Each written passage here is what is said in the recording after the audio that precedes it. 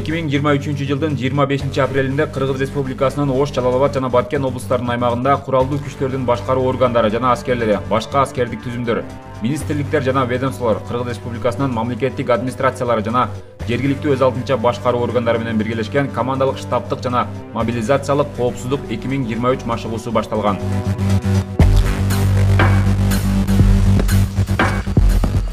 Генерал-майор, алай райондук иштер менен өздүк курамы коопсуздук 2023 машыгуусунун биринчи көзүнө даяр.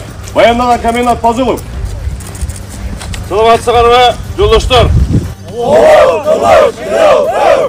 2023 жылдын 26 апрель күнү Кыргыз Республикасынын куралдуу күчтөрүнүн генералдык штабынын башчысы генерал-майор Эрлис Тердикбаев, Ички иштер министринин орун басары милициянын генерал-майору Октябрь Урманбетов жана башка күч түзүмдөрүнүн жетекчилери жергиликтүү бийлик өкүлдөрү менен биргеликте Ош облусунун Алай районуна келишти. Мында Ички иштер министрлигинин Атайын багыттагы полкунун Атайын операциялар отряды, Ош облустук ички иштер башкармалыгындагы милициянын кайгул күзөт өзүнчө батальону, коомдук коопсуздук кызматынын кызматкерлери, облустук милициянын медицина кызматынын кызматкерлери, Алай райондук ички иштер бөлүмүнүн кызматкерлеринин катышуусунда машыгууну баштоого жетекчилик тарабынан уруксат берилди.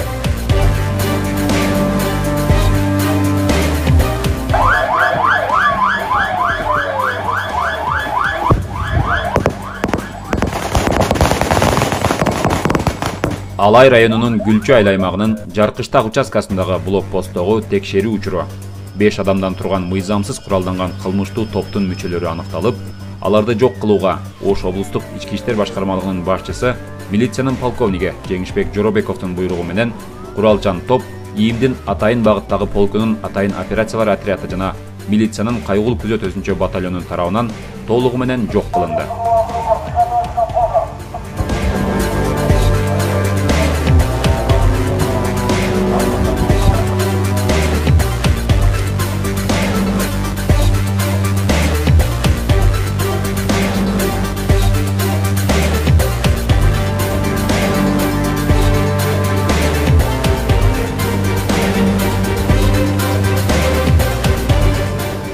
Жолдош генерал, Алай райондук ички иштер бөлүмүнүн өздүк курамы коопсуздук 2023 жылдын машыгуусунун экинчи көнүгүүсүндө даяр. Баяндаган жасаган коменданттын орун басары Айникеев.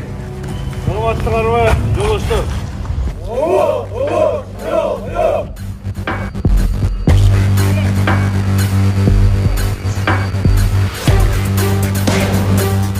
Ал эми машыгуунун экинчи көнүгүүсү Алай райондук Суу Чарба ишканасынын имаратында өттү. Мында мыйзамсыз куралданган кылмыштуу топтун мүчөлөрү Суу Чарба ишканасынын кызматкерлерин барымтага алган. Милиция кызматкерлери туткундарды сүйлөшүү жолу менен бошотууга аракет кылып, бирок андан майнап чыккан жок. Силер менен чогуу бир жерде күнөөсүз адамдар бар. Аларды бошоттулар. Силер ошондуктан ыктыяр менен колго түшүп берсеңер жоопкерчилик жеңил болот. Жогорку жетекчиликтен уруксат суралып, ага ылайык ИИМдин Атайын багыттагы полкунун Атайын операциялар отряды жана милициянын кайгул күзөт өзүнчө батальону тигир үлгүсүндөгү сооттолгон унаа жана Атайын коргоочу калкандын жардамында имаратка жакындашып, кампанын кылмышкерлер жайгашкан тарабына кокустан чабуул жасашты.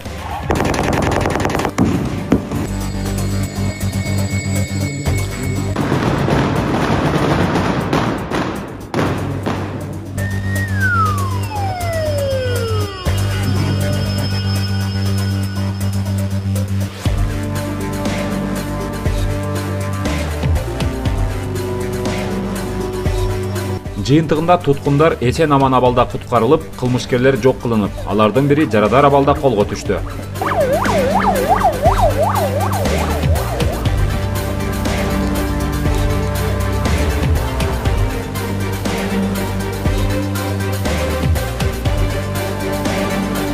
Машыгуу аяктагандан кийин куралдуу күчтөрдүн генералдык штабынын башчысы генерал-майор Эрлис Тердикбаев, Ички иштер министринин орун басары милициянын генерал-майору Октябрь Урманбетов баштаган жетекчилер тобу машыгуу жогорку деңгээлде уюштурулгандыгын айтып, андан соң Ош облустук ички иштер башкармалыгынын Талаш шартындагы башкаруу штабы жана медициналык түйүнү менен таанышышты.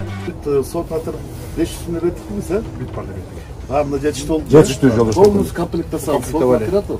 5-6 класс бронежилет, каска. Помощь көрсөтөбүз. Дары-дармектерибиз бар. Шоковый. Жүрөктөргө антибиотиктер азыр немеден жарат алган экен, завоздун.